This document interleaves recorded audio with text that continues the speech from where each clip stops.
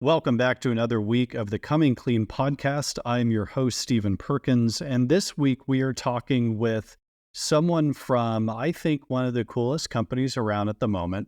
Rivian is a maker of electric vehicles, and they don't make like ugly electric vehicles, okay? They make pretty cool electric vehicles. We're talking SUVs, we're talking pickup trucks, and they're even doing these mid-sized delivery vehicles as well. And we are speaking with Chris Nevers, who is their Senior Director of Public Policy, about some of the challenges that the EV market has faced, how Rivian is tackling those challenges, and what he sees as the future of the auto industry in general, but particularly electric vehicles as part of that. So please enjoy this conversation with Chris Nevers from Rivian. Welcome to Coming Clean, the podcast dedicated to common sense environmental dialogue, environmental optimism, and real environmental solutions. This show is proudly powered by Ørsted.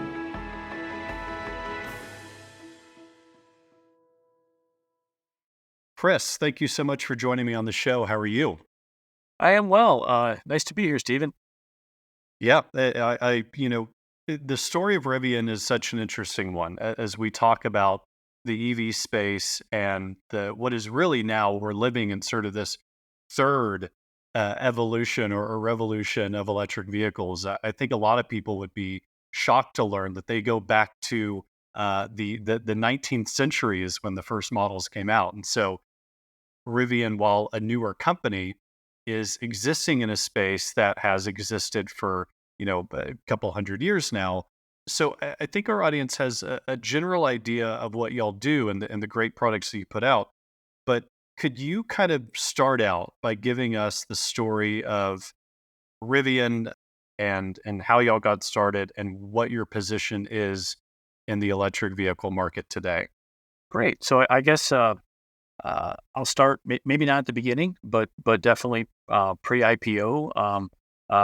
We're still run by our CEO and founder R.J. Scaringe, and he founded it specifically from an environmental perspective. And as he says to protect this planet for our kids' if you put it that way. Our vehicles right now, we build 4 vehicles, and that we build vehicles. Chargers. We're also considered a tech company given our work on an integrated software stack. The vehicles we build are R1T pickup, an R1S SUV, and a last mile delivery van. Originally only for Amazon, but now available to additional fleet customers. And we also are in the process of building our own charging network. Right now, our production, all 4 of our vehicles are built in the U.S. in Normal, Illinois. We have a second plant that's under construction in Georgia.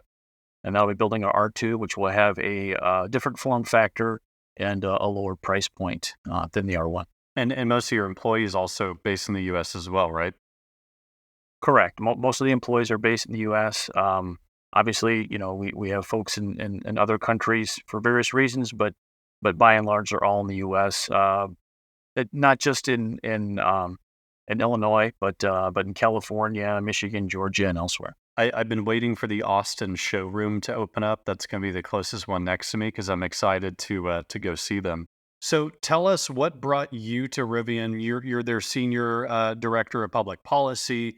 What got you excited about the organization and kind of tell us your story a bit? Yeah, well, thanks for that question. What brought me to Rivian is I actually used to represent most of the U.S. industry back to the government. I worked for the Auto Alliance, which became known as the Alliance for Automotive Innovation. And before that, I was at the EPA, so well acquainted with all the issues that Rivian was trying to address. And before that, I was at a conventional automaker. So I got to see a conventional automaker works, how the government runs and addresses some of these issues, and then the concerns writ large across the industry.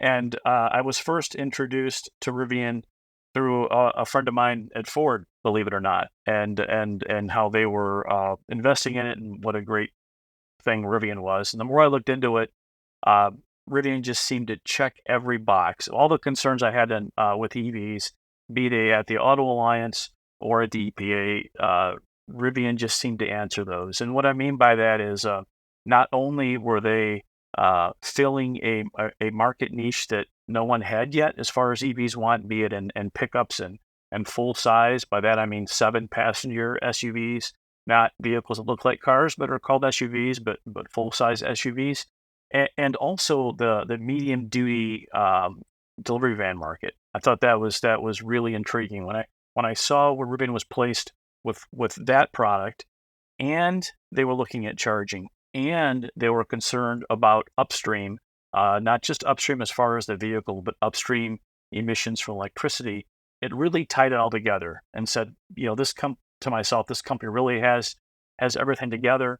They're looking at the solutions to a lot of the environmental concerns in a big picture, but at the same time, they're applying it to a very practical solution set, which are targeting basically that part of the market that has not been addressed yet as far as electrification goes. And I also mentioned that the R1T, when it came out in 2021, it was the first modern electric pickup out there. Now there are others since, but that was a big deal when it came out. And likewise, the R1S SUV.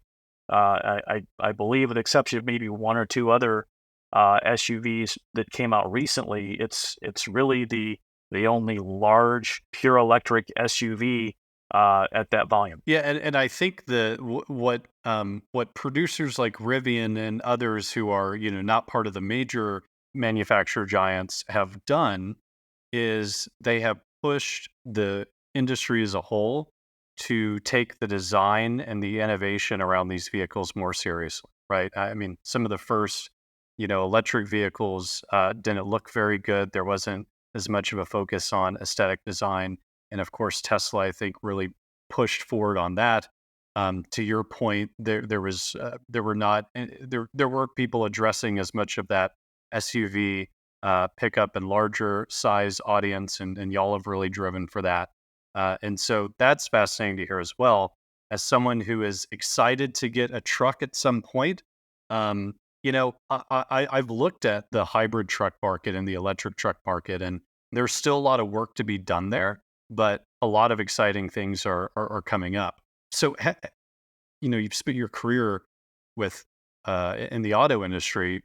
Are you a car guy? Like, what got you into that industry in the first place? Well, yeah, yes, I'm a car guy. I also grew up in a region that's known for its car culture and truck culture in Michigan. Um, but I think more importantly, what drove me toward policy work was the ability to really influence things and move not just the industry but the country, in a direction that benefits all of us. And I think that's one thing that Rivian is doing. Our goal is nothing short of electrifying basically everything on the, everything, all transportation, everything on the road. And the R1T and the R1S, I think, were a great step in that direction. You said you were interested in a pickup. Well, if someone had told me 5-10 years ago there was going to be electric pickup out that now can go 400 miles, has a 0 to 60 range in 0 to 60 acceleration in 3.3 seconds, and is getting close to cost parity with some gas powered trucks. Matter of fact, some of the gas powered trucks are way more expensive depending on how you option them out. So, one thing I would recommend is, for you is schedule a test drive. Hop in an R1T. Maybe the next time I'm in town, I can get you an R1T and R1S. And I tell you what, these vehicles, they sell themselves. You have to actually get people in the vehicles first, though, and they have to experience it. I know those sales techniques. The problem is I wouldn't want to give it back, so that's good. And to your point Yeah. about trucks in general, I mean, one of the things that we've seen, and I think this will lead into a question about the EV market in general. The auto industry in general is in a wild place right now. Prices are going through the roof. You talk about how trucks, some of the gas powered trucks are more expensive. I mean, just record prices that really, when you look at the value of what you're getting, It doesn't make a lot of sense at why they're priced the way they are. But of course, also the finance model is in a tough place right now. What is your sense of, I guess, on the pricing note, what is your sense about what's happening there? And then maybe we could get into the EV market specifically and some of the turbulence that's been happening in that space. Well, that's I'm not an economist. Let me start with that. I think it's difficult to read why some of the companies are doing what they're doing, and some companies are abandoning some market segments altogether. I personally, I don't think that's a great long term business plan, if you will. Um, but we're all facing challenges. For example, higher interest rates and economic uncertainty. As far as on the EV side, there are subtle EVs that are at or below the gasoline powered um, counterpart, if you will, to that EV. Now some of that may be due to an incentive, uh, but I tell you what, the prices are getting really close. And I think I mentioned earlier, we do have some R1 variants coming out now at 71,000 and 76,700 respectively, the R1S, the R1T and the R1S. So I think what you're seeing on the EV side is you are seeing some adjustment to pricing, and particularly with R2, it'll come out at a different form factor and even lower price point. And I think you're going to see that trend continue. So let's now talk about EVs specifically, and there are a few challenges there, and I'll ask you to kind of outline some of those. But the biggest one just seems to be consumer uncertainty about whether they're willing at this point to take that leap. You talk about the range of your vehicles. There are plenty of them out there at a more accessible price point that do not have the range that families and commuters, would be more comfortable with. To me, that's kind of the biggest issue. But how do you see the issue that your segment of the industry faces right now? Right. So I guess first I'll address some of this. I don't know if you want to call it myth busting, but just getting comfortable with the facts. The average American drives about 40 miles a day. I think for a rural customer, that's closer to 50 miles per day. And most EVs right now, new EVs, have over a 200-mile range, and there are 18, maybe 20 models right now that offer ranges above 300 miles. When you layer on top of that, the NEVI program has a goal to place charging stations every 50 miles along the nation's highways. What Rivian is doing specifically to address that beyond our own charging network is we have an agreement, and this is public and well known, to access Tesla Supercharger network, and 12,000 of those nationally. So that will help our customers, and ease of mind.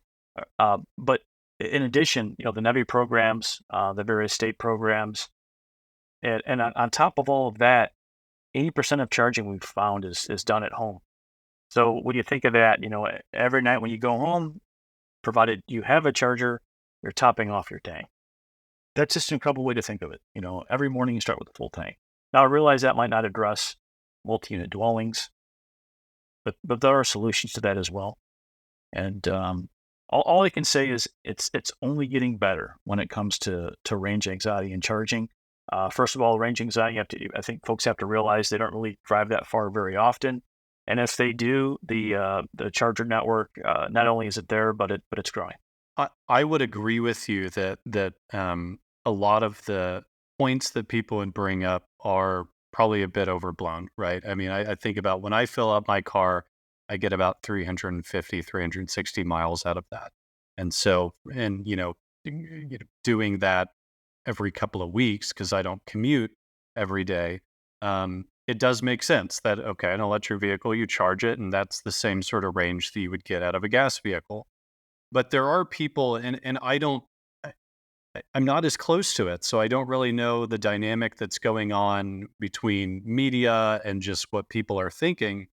But there are people who are saying, because of economic conditions, because of the state of various EV companies and just sort of the challenges that you've even had, not you, but that the industry has had, and rolling out new products and rolling out these innovations. I think people are worried that this third iteration of the EV revolution might slip away, and we may go into a period where they aren't as prolific as they have been over the past 5-10 years. I assume that's not your position. I'm assuming you're optimistic about it, as I am. But what would you say to those people who say this is just a troubling time when we want to see EVs succeed, but there's a lot of things kind of stacking up against I guess I would say, um, sort of, what are your options? Uh, Environmental and climate concerns aside, there are real um, um, global competitive issues we have to concern ourselves with, and from a U.S. perspective, national security issues. And do we really want to sit back and sort of let the world go by? I think that's exactly the wrong approach to take. Not that the industry hasn't taken that approach in the past, and then had competition swoop in and fill those market segments that they basically abandoned. So I think the primary reason for probably going electric would be environmental and sustainability, but there also is the competitive aspect that the EVs at the core really are the better mousetrap, if you will, and it really is a national security issue. I do believe to my core that if we don't build EVs in the U.S. in 10-20 years, we won't be building any vehicles in the U.S.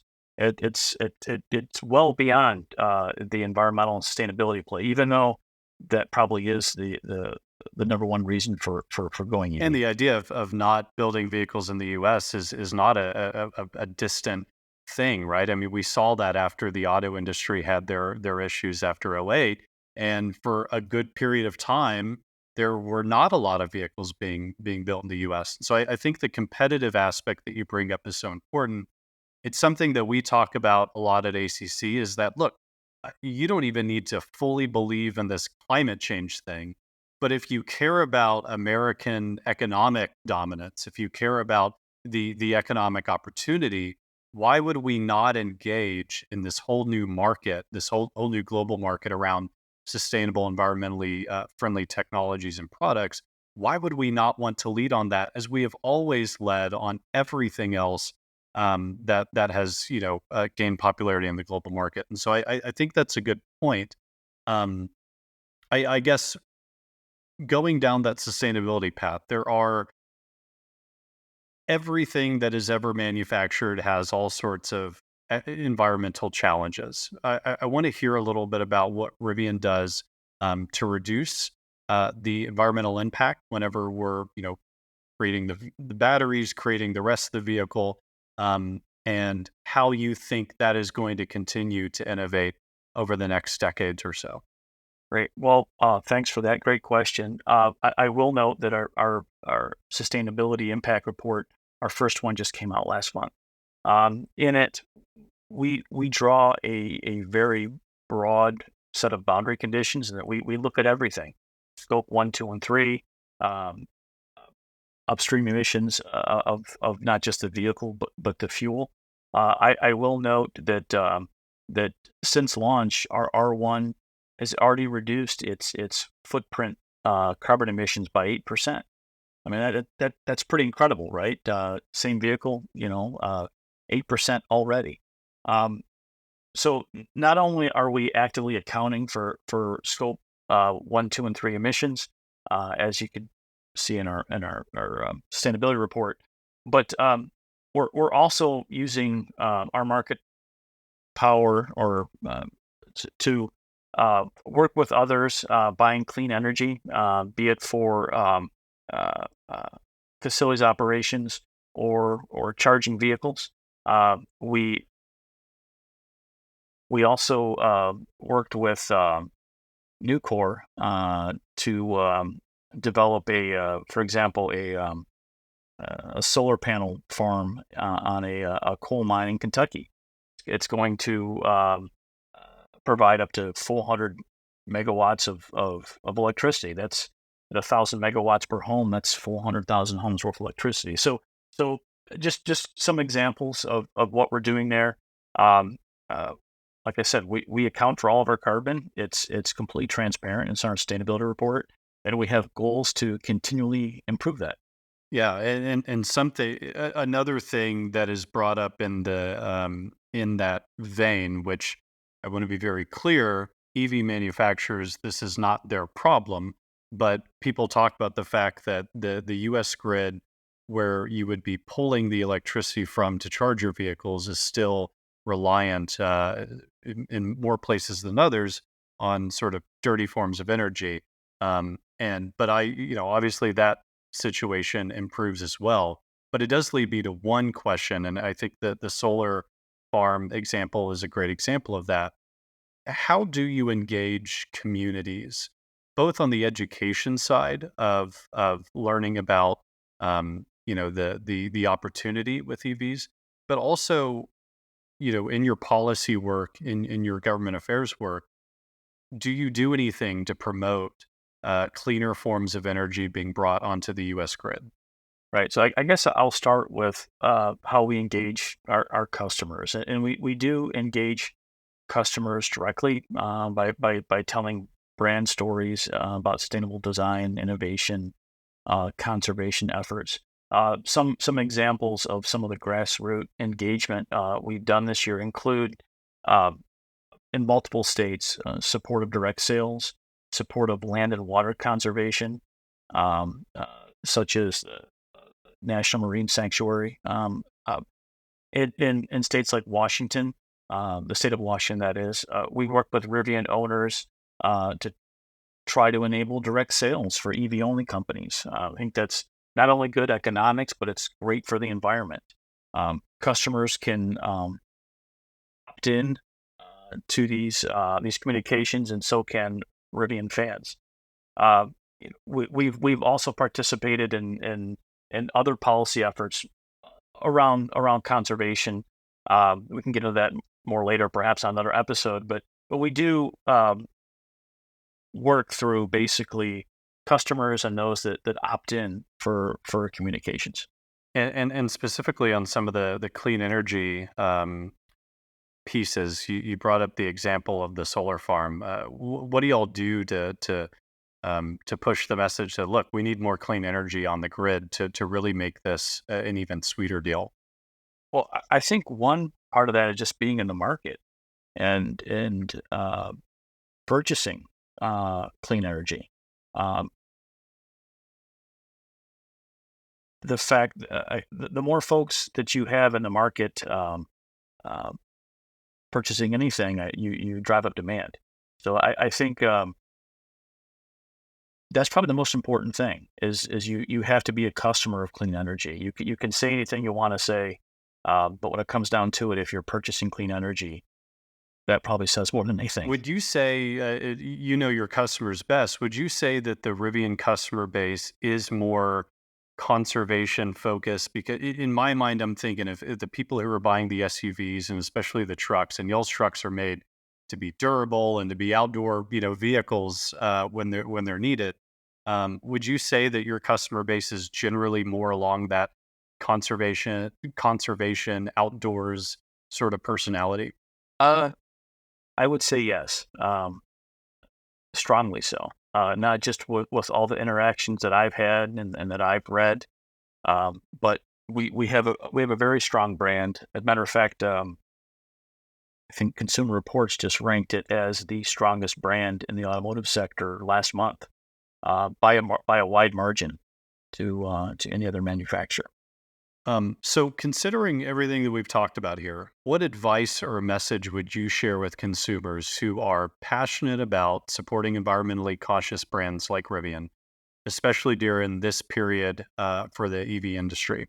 Oh boy. Your one message, your big Yeah. billboard message. Well, I mean, basically get involved. You can support advocacy for policy at the local, state, and federal level. that would improve charging infrastructure, like make EVs more accessible and affordable. Um, uh, and secondly, I would say schedule a test drive with an EV. And if you find that difficult to do, that could be because your state is not open to direct sales, and that's another budget advocacy I think that is key. One of the key enablers to increased EV market share is the ability for some of these EV only companies to sell direct to the consumer and service direct to the consumer. So I think that's very important. Just getting the vehicles out there and sort of turning consumer sentiment around and allowing EV only manufacturers to have that direct relationship with customers. That's awesome because we always like to have an action item for our audience listening. And so I think being engaged is sort of our evergreen action item, but in this case, very important. And I think that Texas had banned the direct sale for a while, and but obviously there's now things popping up all over. So I guess we fixed that, which is great to see. I want to end with a couple of rapid fire, little lighter hearted questions, if that's all right with you.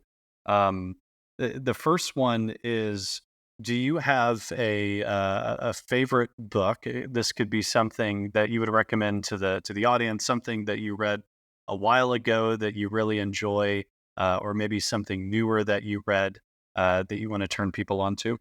Oh boy.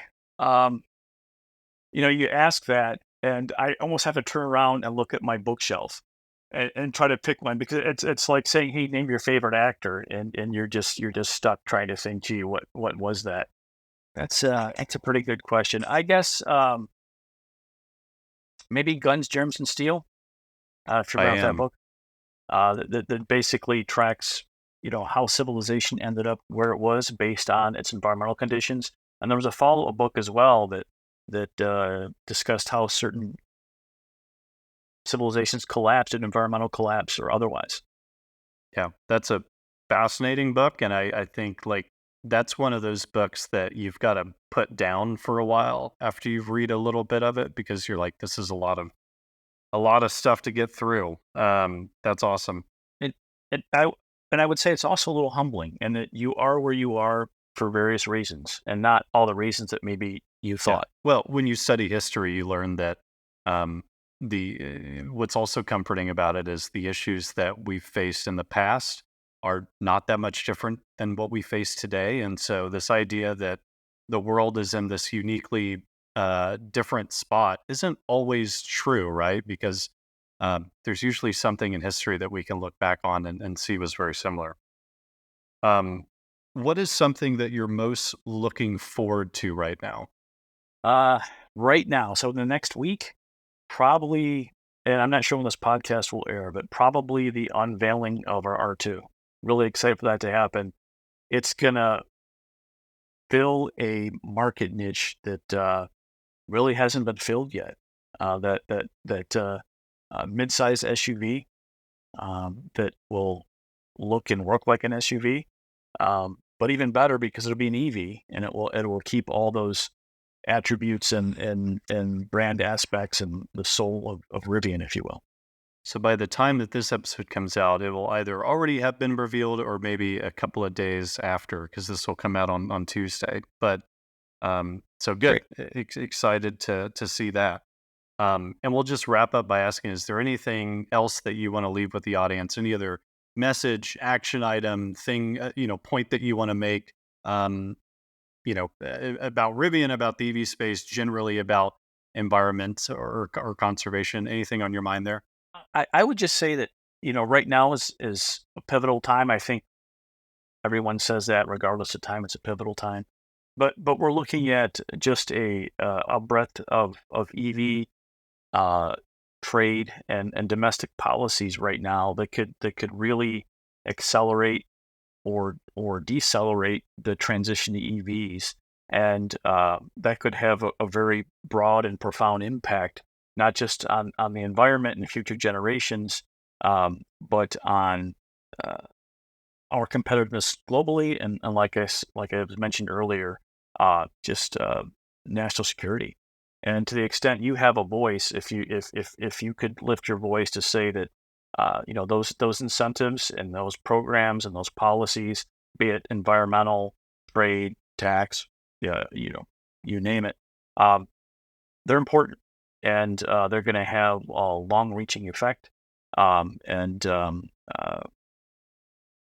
one way or another. And I really hope that folks can help magnify that message that we need to accelerate into EV adoption and not slow. Awesome. Chris Never, Senior Director of Public Policy for Rivian. Thank you for the work that you do, and also thank you for coming on the show. Thank you, Steve. Thank you to Chris, and thank you to the work that Rivian does in the EV space, and for them coming on the program. Again, it's not just about being environmentally friendly. It's not just about being economically friendly. It's also about being consumer friendly with the performance of these vehicles, which is an important point. If you have climate rants, things that make you upset about the climate, send them in. Coming clean at acc.eco. We'd love to hear the audio of that. Also, make sure to subscribe and give us a good rating on Apple Podcasts, Spotify, wherever you get your podcasts. And then make sure to follow ACC at ACC_national. Until next time, take care. And before we jump, the Coming Clean podcast is grateful to be powered by Ørsted, a wonderful company strengthening America's energy security with reliable and domestic clean energy. Through its integrated renewable energy solutions, Ørsted is creating American jobs, investing in American communities, and driving American innovation, all while preserving our country's natural habitats. A clean energy future truly connects us all, and Ørsted is helping lead the charge. To learn more, visit us.orsted.com.